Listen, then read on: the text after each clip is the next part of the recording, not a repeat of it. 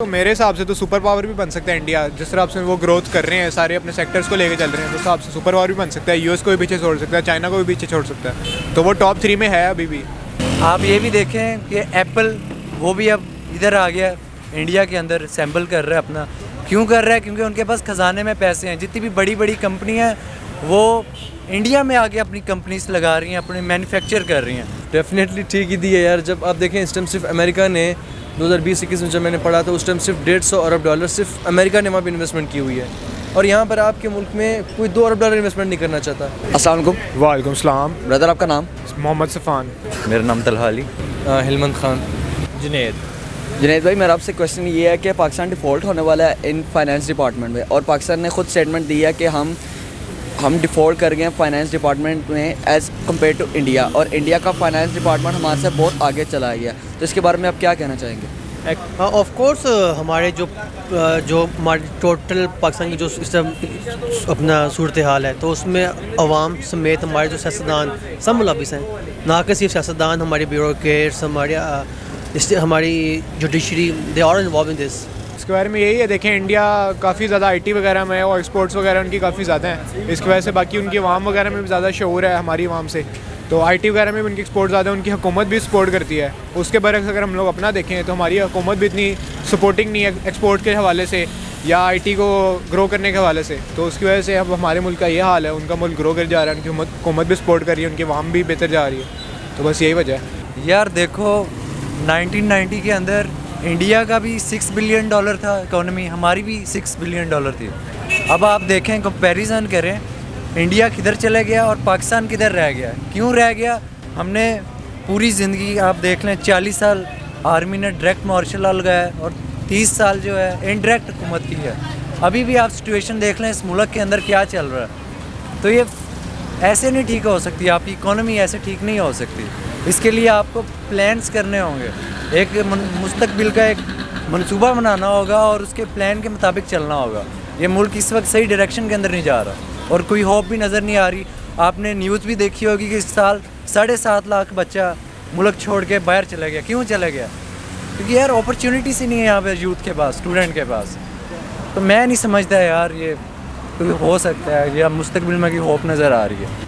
यार देखें, ये डिपेंड करता है कि आपकी मार्केट में वैल्यू कितनी है, राइट। अभी देखें कि लोगों का जो बाहर की कंट्रीज़ हैं उनका इंडिया पे ट्रस्ट कितना है, आप पे कितना है।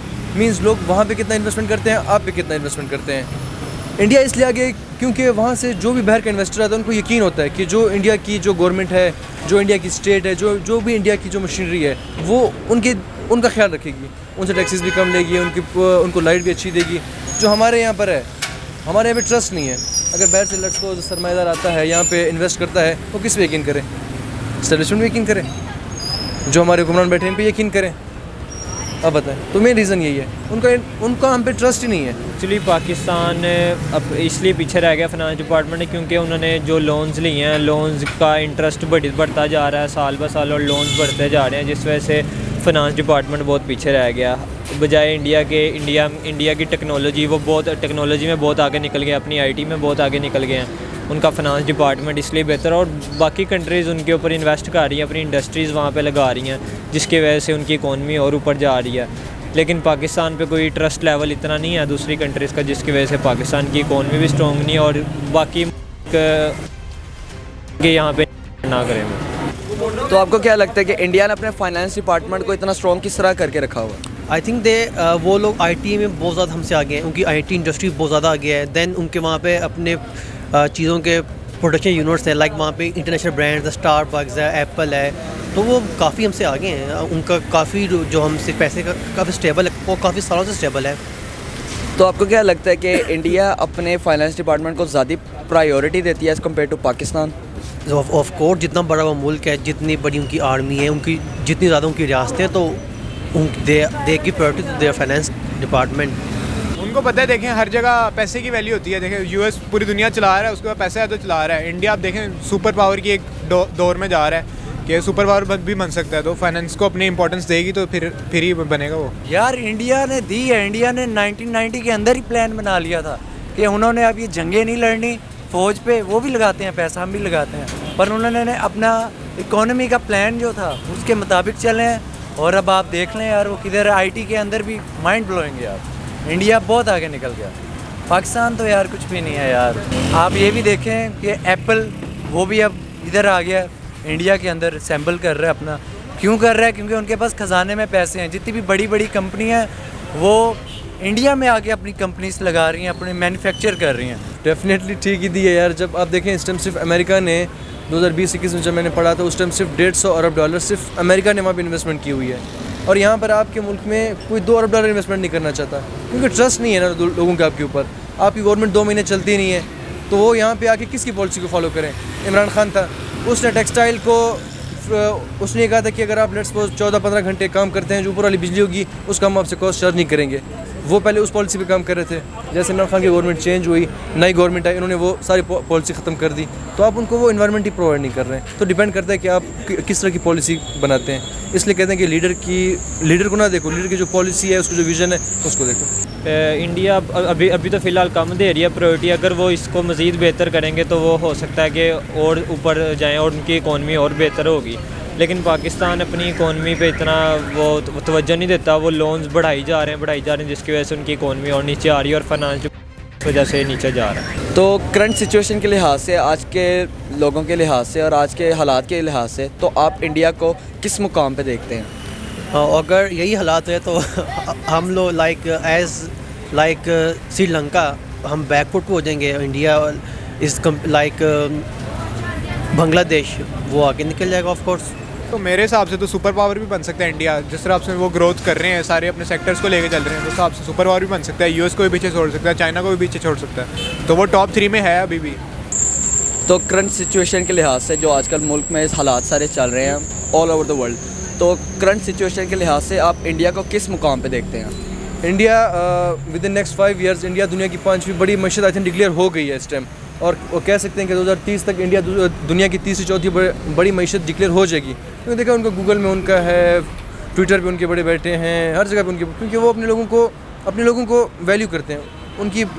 उनको पता है कि उनके लोगों की क्या वैल्यू है। जैसे पाकिस्तान से इस साल 7.5 लाख लोग बाहर चले गए, क्यों? क्योंकि अब आप इनको इन्वायरमेंट नहीं दे रहे। इंडिया यार हर चीज़ में आ गया यार, हर चीज़ में आ गया इस वक्त। मैं कंपैरिजन ही नहीं कर सकता पाकिस्तान के साथ। इंडिया हर चीज़ में आ गया। आपके एशिया के अंदर इस वक्त इंडिया टॉप पे जा रहा है। करंट सिचुएशन के हिसाब से इंडिया वो काफ़ी तरक्की कर रहा है और हो सकता है कि आने वाले कुछ सालों में वो और मज़ीद उनकी इकॉनमी ऊपर जाए और वो बहुत अपने आप को स्ट्रॉन्ग कर लें। लेकिन हमने इंपॉर्टेंस दी नहीं कभी फाइनेंस को। हमने ज़्यादा इंपॉर्टेंस दी अपने डिफेंस को और हमारे जो मुल्क की इंस्टेबिलिटी है, सियासत को, इन चीज़ों को। तो फाइनेंस शायद हमारे लिए कभी इतना इंपॉर्टेंट था ही नहीं। तो इंडिया ने, उनको पता कि जितना उनकी रियासतें हैं, जितनी बड़ी उनकी आर्मी है, जितनी उनकी आवाम है, जितनी वहाँ पर गुरबत है, छोटे छोटे स्टेट्स हैं, तो उन्हें पता कि अगर हम स्टेबल ना कर सकें तो कोई भी मुल्क उन पर हावी हो सकता है। तो उन्होंने अपनी इकॉनमी को, अपने डिफेंस को भी साथ स्ट्रॉन्ग किया। वो हमने सिर्फ अपने डिफेंस को स्ट्रॉन्ग किया। तो आपको क्या लगता है कि पाकिस्तान का जो फाइनेंस डिपार्टमेंट है वो भी हेल्प मांगता है बाहर के मुल्क से कर्जा उतारने के लिए, तो आपको क्या लगता है कि पाकिस्तान को आप करंट सिचुएशन के लिहाज से कहाँ पे देखते हैं? करंट सिचुएशन के हिसाब से अगर अभी भी स्टार्ट हो, हम लोगों को 10 से 20 साल लग जाएंगे एक स्टेबल चीज़ पे आने के लिए। 10 से 20 साल थोड़ा रगड़ा खाएगी, वाम भी खाएगी, हुकूमतें भी खाएंगी, सारा कुछ होगा। तो फिर 10-20 साल बाद अगर सही डायरेक्शन में जाते रहे तो कुछ हमारा मुल्क बेहतर हो जाएगा। नहीं तो फिर ऐसे ही है, इतने सालों से चल रहा है, अभी और ज़लालत होती रहेगी। चलो ठीक है, थैंक यू। बस काफ़ी है, चलो शुक्रिया। पाकिस्तान को मैं अगले 20 साल भी ऐसे ही देख रहा हूँ। पाकिस्तान का कोई है ही नहीं यार। जो देख लो यार, आप इमरान खान को आजमाना था, हमने उससे भी आजमा लिया, क्या किया उसने?